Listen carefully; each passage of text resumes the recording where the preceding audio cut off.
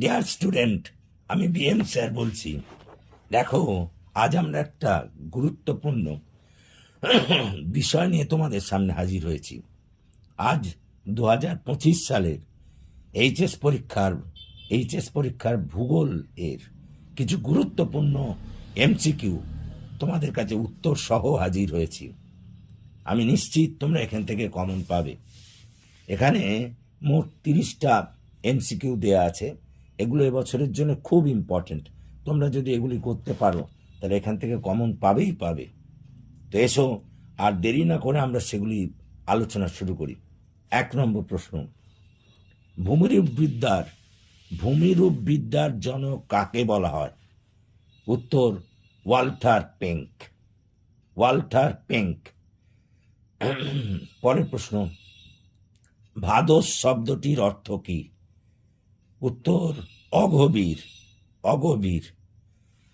3 নম্বর প্রশ্ন, বছরের সব সময় শিলাস্তরের যে অংশ সম্পৃক্ত থাকে তা হল?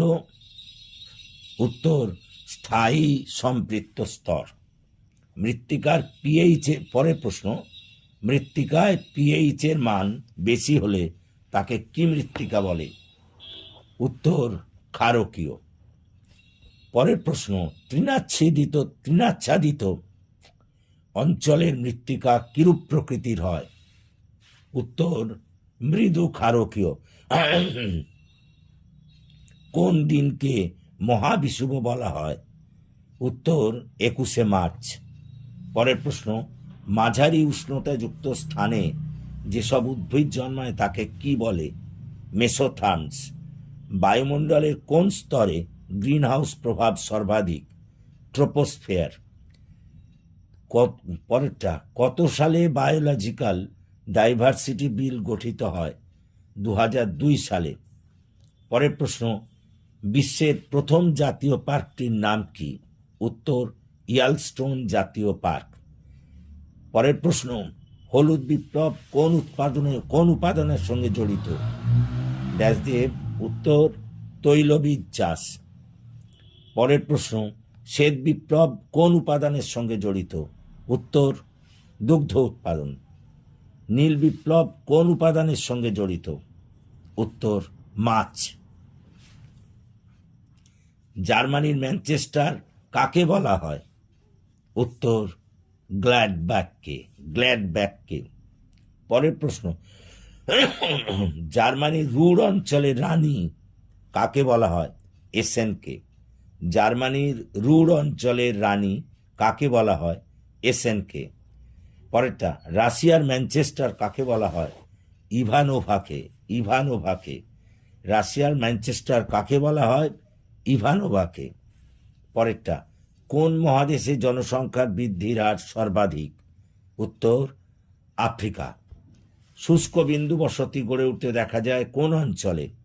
উত্তর, বন্যাপ্রবণ অঞ্চলে। পরেরটা, জলবিন্দু বসতি গড়ে উঠতে দেখা যায় কোন অঞ্চলে? উত্তর হবে শুষ্ক মরু অঞ্চলে। পরের প্রশ্ন, প্রশাসনিক শহরের উদাহরণ হলো নিউ দিল্লি হলো প্রশাসনিক শহর। পরেরটা, ভারতের ম্যানচেস্টার কাকে বলা হয়? উত্তর হবে আহমেদাবাদকে। পৃথিবীর কোন দেশে জনসংখ্যা বেশি? উত্তর, চীন। রৈখিক জনবসতি কি? উত্তর হবে যা প্রতি বছর দশক একই হারে বাড়ে। পরেরটা, কঙ্কালসার মৃত্তিকা কি? উত্তর হবে যার মধ্যে পাথরকুচি লৌহ খনিজ থাকে তাকেই বলে কঙ্কালসার মৃত্তিকা। পরেরটা, জেরোফাইট উদ্ভিদ কি? যে উদ্ভিদ মরু অঞ্চল তুষারাবৃত অঞ্চলের সঙ্গে নিজেকে খাপ খাইয়ে নেয় তাকেই বলে জেরোফাইট। পরের প্রশ্ন, ভারতের সবুজ বিপ্লবের প্রধান ফসলের নাম কি? গম। পরের প্রশ্ন, ভারতের বয়ন শিল্পের রাজধানী কাকে বলা হয়? আহমেদাবাদকে। ভারতের প্রথম গম গবেষণাগার কোথায় স্থাপিত হয়? বিহারের পুসায়। ওজোন স্তরে ছিদ্র ঘটাতে সক্ষম কোন গ্যাস? সিএফসি। পরের প্রশ্ন, সীমান্ত কাকে বলে? যে রেখা একটি ভৌগোলিক অঞ্চলকে অন্য ভৌগোলিক অঞ্চল থেকে পৃথক করে রাখে তাকেই সীমান্ত বলে। আশা করি তোমরা বুঝতে পেরেছো, এগুলি খুব ইম্পর্ট্যান্ট, এখান থেকেই কিন্তু আসবে। সো যদি তোমাদের এই ক্লাস ভালো লাগে তাহলে প্লিজ এই ক্লাস এর কথা সকলকে বলো, তাদের এই ক্লাসে যোগদান করতে বলো, এবং যারা তোমরা এখনও আমার এই চ্যানেলটিকে সাবস্ক্রাইব করোনি, please subscribe my channel. That's all for this day. Thank you.